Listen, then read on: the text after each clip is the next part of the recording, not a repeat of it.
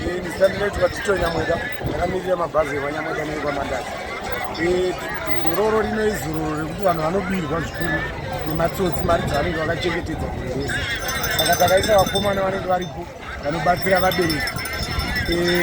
Vachibatsira vabereki kuti vawane kupitirwa zvinhu zvavo zvakanaka kudusirwa mumabhuti. Matsotsi asingasvike ipapo.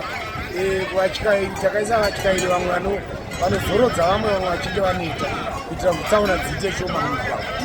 Nekuti vatore matanho akanaka sezvo kwakunaka mugwagwa uchitedzwa vatyairi zvakanaka. Nekuregedza kuzadzisa mabhazi kuti aite overload atakure zvinhu pamwepo. Gore rino vanhu havasi kunyatsofamba ndofunga zvinoenderana nemamiriro ekunze. Mari vanhu vanenge vasina mari.